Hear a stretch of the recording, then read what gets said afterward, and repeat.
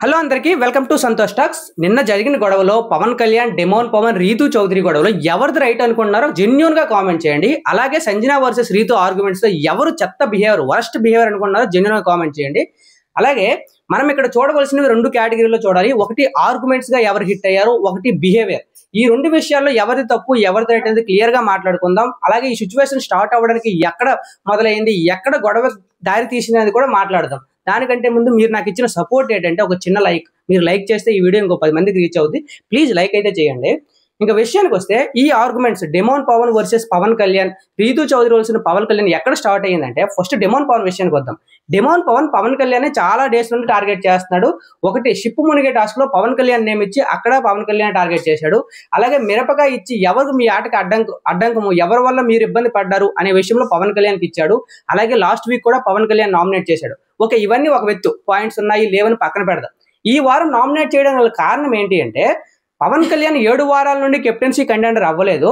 So అలా అని demon Pawan 7 వారాల నుండి కెప్టెన్సీ కంటెండర్ అవ్వలేదు. అలా అని పవన్ కళ్యాణ్ తన పేరు చెప్పి కెప్టెన్సీ కంటెండర్ అవ్వకుండా చూసుకున్నాడు అనే విధంగా డెమోన్ పవన్ అయితే పాయింట్ పెట్టాడు. ఫోన్ అక్కడ పెట్టాడు, అది ఓకే. కానీ డెమోన్ పవన్ టాస్క్ లో ఏం చేశాడు, అదే పవన్ కళ్యాణ్ అడిగాడు. అక్కడ టాస్క్ ఏంటి, రెడ్ టీమ్ బ్లూ టీమ్ గా ఉన్నప్పుడు బ్లూ టీమ్ లో డెమోన్ పవన్, పవన్ కళ్యాణ్, రీతూ చౌదరి అండ్ సుమన్ శెట్టి గారు అయితే ఉన్నారు కదా. అప్పుడు డెమోన్ పవన్ కెప్టెన్సీ కంటెండర్ అవ్వలేదని పోరాడిన వ్యక్తి ఆ రోజు కంటెండర్ అయి ఈజీగా గివ్ అప్ ఇచ్చేశాడు రీతూ చౌదరికి. రీతూ చౌదరి కెప్టెన్ అవ్వాలని, రీతూ చౌదరికి సపోర్ట్ చేయాలని డెమోన్ పవన్ అయితే ఇచ్చేశాడు. పోనీ ఇచ్చిన వాడు ఈ పాయింట్ తీయకుండా ఈ రోజు నామినేట్ చేస్తుంటే పవన్ కళ్యాణ్, డెమోన్ పవన్ మనం తప్పు పట్టే వాళ్ళం కాదు.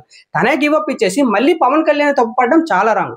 ఆ పాయింట్ మీద పవన్ కళ్యాణ్ ట్రిగ్గర్ అయ్యి నామినేషన్ లో మళ్ళీ పాయింట్ తీసుకొచ్చాడు అనమాట పవన్ కళ్యాణ్. అక్కడేమి పెద్ద గొడవ జరగలేదు, నార్మల్ హీటెడ్ ఆర్గ్యుమెంట్సే జరిగాయి. ఆ తర్వాత రీతూ చౌదరి ఎక్కడ ఎంటర్ అయ్యింది అంటే పవన్ కళ్యాణ్ చాలా బాధపడ్డాడు ఆ 3 రోజులు. ఎందుకంటే తనేం చెప్పాడు రీతూ చౌదరికి, నేను నీ కెప్టెన్సీ చేస్తాను కానీ నన్ను లాస్ట్ వరకు ఉంచండి, ఫస్టే తీయొద్దు అంటే రీతూ చౌదరి ఎక్కడ భయపడింది అంటే పవన్ కళ్యాణ్ ఎక్కడైనా బ్లూ టీమ్ తో డీల్ మాట్లాడుకున్నాడేమో, దానివల్ల ఎక్కడైనా నమ్మక ద్రోహం చేస్తాడేమో అని తన ముందే గ్రహించి వీళ్ళందరినీ ఓట్స్ వేయించి పవన్ కళ్యాణ్ ఫస్ట్ రౌండ్ లోనే తీసేసింది. అంత తీసిన వ్యక్తి లాయల్ గా ఉండి టీం కోసం కష్టపడి ఆడి ఆ టీంలో గెలిపించాడు. గెలిపించిన వ్యక్తికి బాధ ఉండదా, నేను ఎంత నమ్మిన ఆడి వ్యక్తికి వెన్నుపోటు పొడిచినట్టు అనిపించి చాలా బాధపడ్డాడు. అది ఎక్కడ ఆర్గ్యుమెంట్స్ రూపంలో తీయలేదు. అది మైండ్ లో ఉండి చాలా ఫ్రస్ట్రేషన్ గా ఉన్న వ్యక్తికి ఈ రోజు డెమోన్ పవన్ నామినేషన్స్ లో ఇమాన్యుయల్ తో డీల్ పెట్టుకున్నాడు అనే మాట వినగానే పవన్ కళ్యాణ్ కి కాలదా?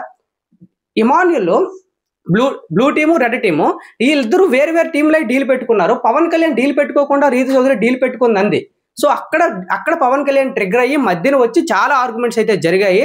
సో ఈ ఆర్గ్యుమెంట్స్ లో ఎక్కడ డెమోన్ పవన్ అండ్ రీతూ చౌదరి ఎక్కడ తన కాంపిటేట్ అవ్వలేదు, మొత్తం డామినేట్ చేసేసాడు, రఫా ఇచ్చి పడేశాడు పవన్ కళ్యాణ్. సో ఇప్పుడు బిహేవియర్ విషయానికి వద్దాం. ఈ బిహేవియర్ విషయంలో ఎవరిది రైటు ఎవరిది రాంగ్ అంటే అందరివి రాంగ్ బిహేవియర్స్ ఉన్నాయి. ముందు రీతూ చౌదరి విషయానికి వస్తే రాంగ్ బిహేవియర్ ఎందుకు అంటుందంటే ఫస్ట్ తనే ట్రిగ్గర్ చేసి అవతల వాళ్ళ వ్యక్తిని చాలా లాగుతూ పాయింట్ లేకుండా సెల్ఫిష్ అని చాలా టార్గెట్ చేసి ఇష్టం వచ్చినట్లు మాటలు వదిలేసింది రీతూ చౌదరి. అంత నమ్మిన వ్యక్తికి డెమోన్ పవన్ వచ్చేసి ఆర్గ్యుమెంట్స్ వరకు ఓకే గానీ వెళ్ళి తన మెడ పట్టుకోవడం అది ఇంటెన్షనల్ అంటే చాలా బ్యాడ్ బిహేవియర్. అది ఒక బిగ్ బాస్ షోలో ఒక మెడ పట్టుకోవడం, ఒకరిని ఫిజికల్ గా హ్యాండిల్ చేయడం అనేది చాలా రాంగు. అక్కడ నాకు పవన్ కళ్యాణ్ బంగారు కొండ అనిపించాడు. ఎందుకంటే అంత పెద్ద హీటెడ్ ఆర్గ్యుమెంట్స్ లో ఎవరైనా ఒక మాట అంటే మనం తిరిగి ఒక మాట గట్టిగా అనేస్తాం, ఎవరైనా తిడితే మనం తిట్టేస్తాం.